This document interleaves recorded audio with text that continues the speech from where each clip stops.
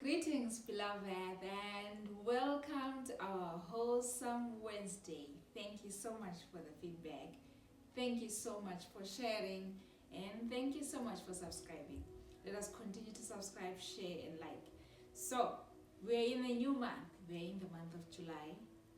We want to thank God for taking us this far. We are midway through the year, and He has sustained us. He has kept us going. And He has come through for us in ways that we cannot even imagine. Some of us, we are looking at the past 6 months and we're wondering, versus the plans and the goals that we had, we haven't moved. And we are disheartened because we're thinking, what was the point? What is the whole point of us being here if we cannot even progress in our lives? Well, I'm here to tell you that there is a God in heaven who is always on time. Sometimes it might look like He's taking forever, but He is on time. He is always on time, and He is faithful unto Himself. Back to the book of First Kings. We remember we are talking about Solomon. Solomon who had no skill. Solomon who was not old enough, according to other people's perceptions, to be the king. But because God is faithful unto Himself, He knew that Solomon at this time he would be a king. And He had put everything inside of him to make sure that he is able to carry this weight. So God has already put a lot inside of you to be able to endure these difficult times. So, Solomon, today we're on 1 Kings chapter 5. And Solomon is now building the temple. The temple that is well known, that Solomon built so beautifully. This is a place where with time we are going to see the children of Israel later on in this area. They are going to have the Holy of Holies, and God is going to come down and speak to His people here. So this is the beginning of a journey with the children of Israel, between children of Israel and God. This is the beginning. Remember, Solomon is the chosen one of God. Out of all the brothers, he is the one who has been chosen by God. And the time has come. The father was willing to build the temple, but God said, no, your son will be the one. And the father, we spoke about that, the father, David, before he dies, because he so much desired to actually build this temple, he pulled resources together as much as he could to help Solomon to actually build this temple. And we are seeing here in chapter 5 where Solomon is reaping from his father's friendships, relations, because we are told Hiram, the one who is where they will get the timber, where they will get the wood, right, loved Solomon, and he also was a friend to David. And David had also told him about a God. So he is excited when he sees people from Solomon coming, and is happy to actually come in and help. This shows us that even when we think that everything is not making sense in our lives, right? God will always send someone who will come through, right? When we think that things are weighing us down, we think that the work that is before us, we cannot do it on our own. God will send someone who will be willing. He loves Solomon. And Solomon is just asking because he's seeing this kind of work that is ahead of him, and he's saying, I can get this there, I can get. And this man, he finds a man who is already loving him, because he's living well with people around. Yes, Josephus or other theologians would say most probably they were friends, because all of them, right? We don't know at what age are they friends now, but it's believed that also Hiram becomes a king at the age of 19. So these are people that were put in power at their very youthful ages, and they find themselves in charge of these people. And remember, Hiram, the meaning of this word is an exalted brother. So this is not a commoner like all of us, right? This is a highly respected individual. So Solomon and this man, they are colleagues, if we were to say. And they already have this beautiful relationship. Of course, it was started by David, but he also loves Solomon. So we are here where Solomon is now asking, because remember, the children of Israel were not good with wood. They were good with stone, right? They were masons, right? So they are not good with timber, they are not woodworkers. And the Sidonians are very good with wood. That's what they have in their industry. They have lots of trees. And the children of Israel, because of their area also, they are good with stone. Now Solomon wants to use both. And he is asking that they come together and form this alliance, if we were to say, and come together and help in building this temple. I found it very interesting that God is allowing people that are not Jews to be part of building this temple.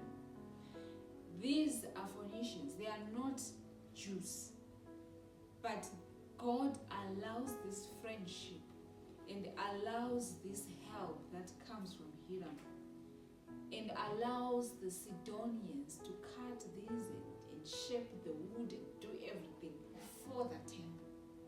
So God allows people who are not Jewish to partake in building the temple. That says a lot, right? That says a lot about God, because God is for everyone.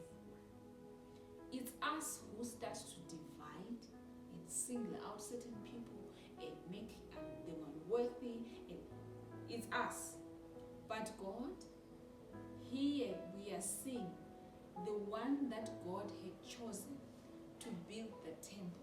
He is allowing a friendship, a physical a friendship here on earth, participate in building his temple.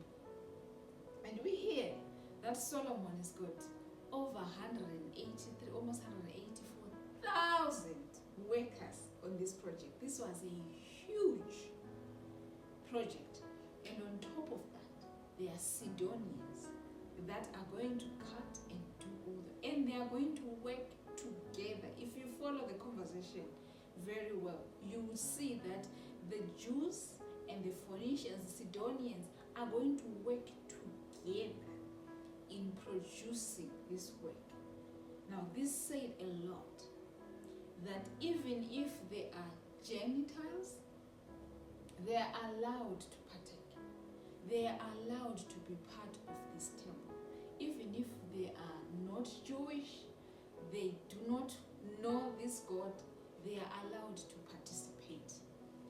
Most of us, we find ourselves in spaces from wherever we are.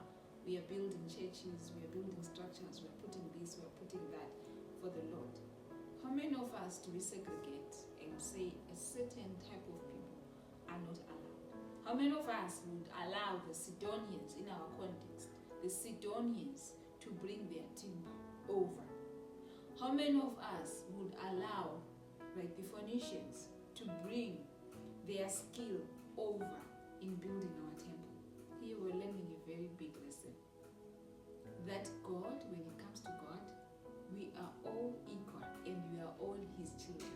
There is no one who is greater than the other. He is giving everyone a fair chance to build the house of the Lord.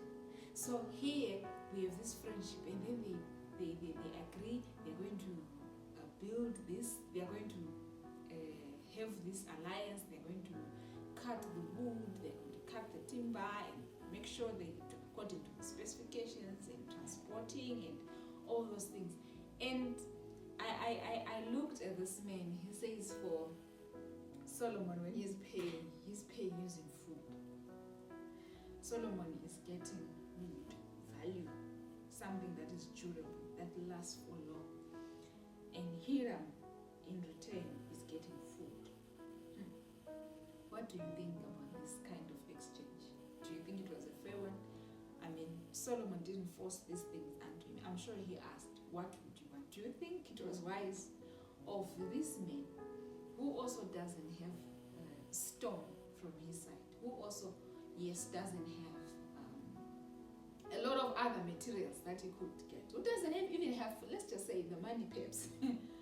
He doesn't have the gold that Solomon has got, but he chooses food. Do you think that was a wise choice for him in exchange of wood, of timber, of the labor? Do you think it was a wise one? Does this reflect wisdom from the side of Hiram? What do you think? Let's engage.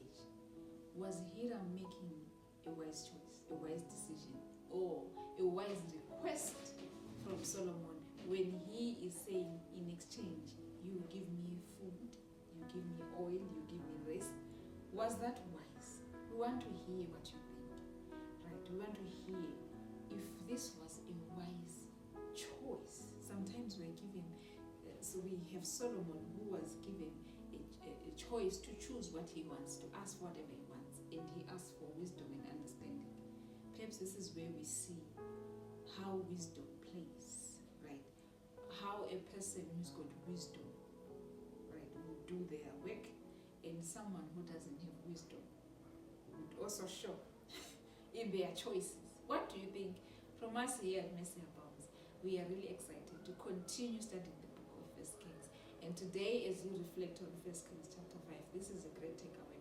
The friendships we have, the kind of God we portray to those that are around us, who will make them at the right time when we need to reap from that friendship.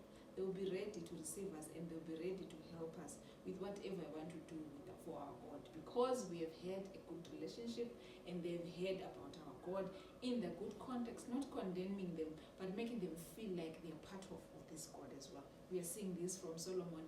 As he is talking to Hiram, he's excited. He feels like he is also part of this project, and he's willing to even to share his workers, not only timber, not only the woodwork, not only the skill, but he's also willing that these guys, they work together so that they produce this temple together. They build this mega huge temple together, so they have a hand in the building of the temple of the Lord, even if they are not Jews. So here we are learning that we should also be open. We should have friendships that are good, for the kind of friendships that we will be able to reap, even if it's for God. We should know that we should not be of the same denomination at all times. Sometimes from a different denomination, from a different religion, we can get help. We can actually build the temple of the Lord together. From us here at Mercy Abounds, we're excited to hear your feedback. Have a great week.